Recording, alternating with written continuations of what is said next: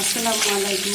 সবাই ভালো আছেন? আলহামদুলিল্লাহ ভালো আছি। আপনার সাথে শেয়ার করবো ভেন্ডি, এই যে কাঁচকলা, দেশে থেকে কাঁচকলা এনেছি। এই যে কাঁচকলা এগুলো কেটে নিয়েছি, কাঁচকলা দিয়ে রান্না করবো। এই ডিমগুলো ভেজে নিচ্ছি, কাঁচকলাগুলো ভেজে নেব।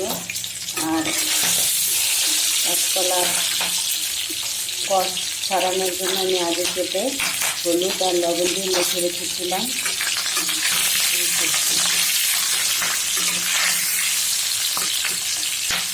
ডিমগুলো ভেজে আমি কাঁচকলাগুলো ভেজে নেব। আর কাঁচকলার সাথে আলু দিয়ে দিয়েছি।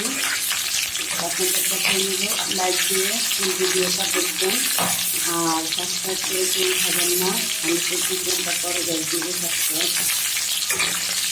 আর আমি অবশ্যই লাইক দিয়ে ফুল ভিডিও দেখি সবাই, আপনারা সবাই করবেন, ফুল ভিডিওটা দেখবেন। আমি সময় পাই না, যখনই সময় পাই আমি ভিডিও দেখতে চলে যাই। না দেখতে পারলেও পরে দেখে নিই।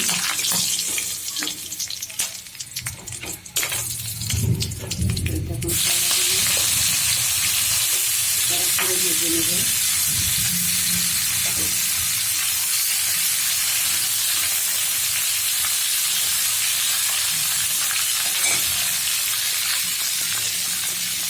কলার সাথে লবণ দিয়ে দিচ্ছি।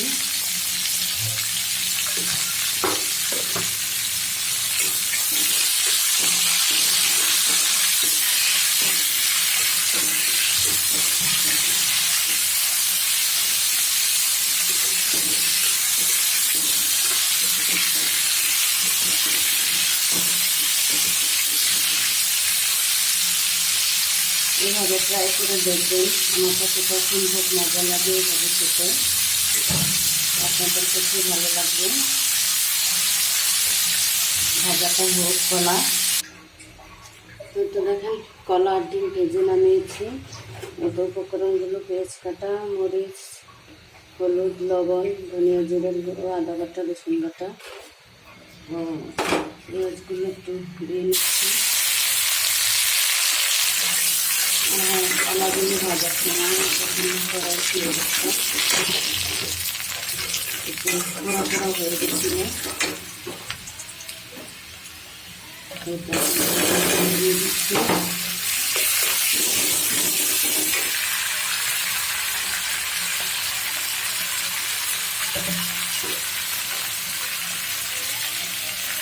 বাটিটা দিয়ে একটু পানি দিয়ে দেবো।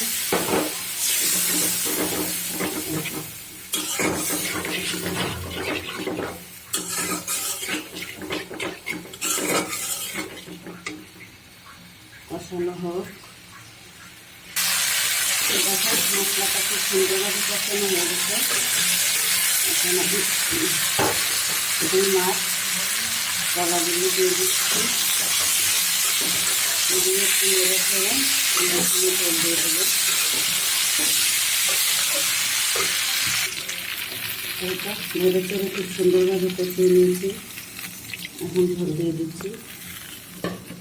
যেহেতু ভাজাই এগুলো, যার জন্য ঝোলটা একটু কমই লাগবে। সেদ্ধ হয়ে গেছে প্রায়।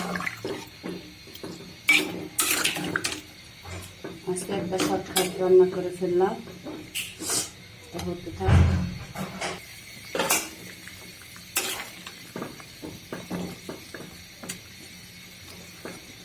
দেখেন কলা দিয়ে পুড়ে গেছে, আগে একবারে কালো হয়ে গেছে, যার জন্য তেলটাও কালো হয়ে গেছে। সো দেখেন অবশেষে তরকারিটা হয়ে গেছে। আমার ভিডিওটা ভালো লাগলে চ্যানেলটা সাবস্ক্রাইব করে পাশে থেকে যাবেন। আল্লাহ হাফেজ।